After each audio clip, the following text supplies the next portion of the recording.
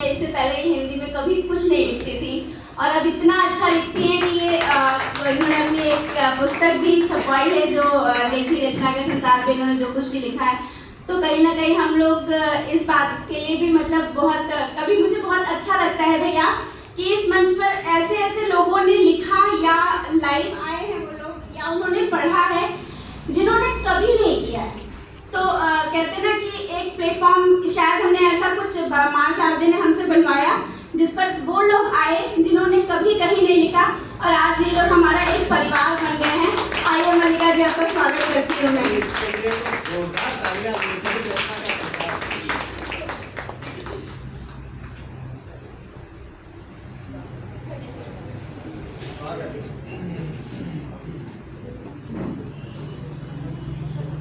बहुत अच्छा लग रहा है यहाँ पे खड़ा होना और बचपन से हम सिर्फ इंग्लिश में लिखते रहे हैं बट अभी कुछ समय से हिंदी में लिखना शुरू किया क्योंकि हमें लगा कि अपनी मातृभाषा में लिखना चाहिए। And I am really thankful लेखनी परिवार को मेरा पूरा हृदय से धन्यवाद है कि इन्होंने बहुत प्रेरणा दी, बहुत प्रोत्साहन दिया और शायद इनके ही उत्साहवर्धन का नतीजा था कि अब हमने वाकई में इस हिंदी में लिखना में काफ़ी अच्छा लगता है।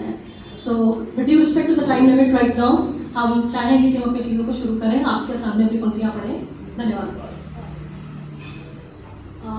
ये जो हमारी पहली कविता है ये आज की आधुनिकता के अंधी दौर में भरती हुई युवा पीढ़ी की विसंगतियों को व्यक्त करती है।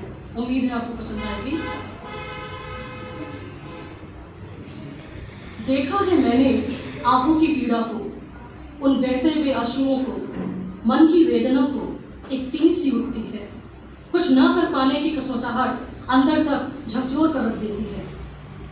देखा है मैंने माता पिता को बोझ में परिवर्तित होते हुए, उनके पीछे उनका ही मजाक बनते हुए, शिकायतों की लंबी फेहरिस्त जो उन्हें जीने नहीं देती है, कुछ कमी सी रह गई कि बोझ से ग्रसित अंतर्मन की गलियों में ग्लानि से भरे हुए, स्वयं को कोसते हुए माँ बाप के दुखी चेहरे। देखा है मैंने पैसे के पीछे भागते हुए आज के युवा सफलता की अंधी दौड़ में शिरकत करते हुए वो पाँव जो माँ बाप को छोड़कर कब दूर निकल जाते हैं पता ही नहीं चलता। क्या हमारी संस्कृति हमें यही सिखाती है?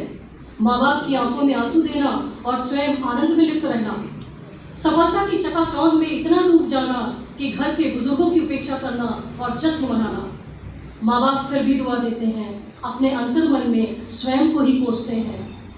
कुछ गलती हो गई कि बोझ से दबे हुए पल पल जीते मरते हैं, पता ही नहीं चलता कमी कहाँ रह गई।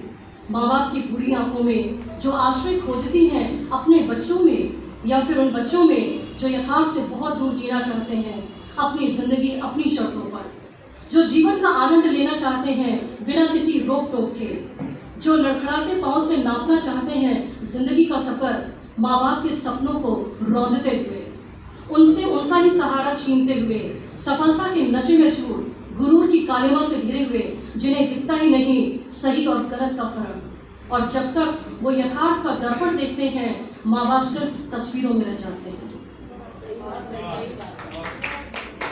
एक छोटी सी दूसरी कविता है जो कि आज के भौतिकवादी समाज के लोगों के लिए चेतावनी है। उम्मीद है आपको पसंद आएगी। हार में भी जीत है, जीत में भी हार है, ये कैसा लोकतंत्र है जहाँ कारुणी पुकार है। मन विचलित है यहाँ, क्रेता बन गया जहाँ, अगर खरीदने वाले हो तो जमीर बिकता है यहाँ। स्वयं को संभाल ले, हाथ में तलवार ले, युद्ध में खड़ा है तो इस बात को स्वीकार ले। मतलबी है ये जहाँ, कोई अपना नहीं यहाँ, दुश्मनों पे वार कर शत्रु का संहार कर, वक्त की पुकार है शत्रुओं का वार है, अगर संभल नहीं सका तो जीत के आगे हार है। आगे बढ़ और युद्ध कर, मौत से भी तू मत डर, जो जीत सका वही रहा, यही जीवन का सार है। धन्यवाद।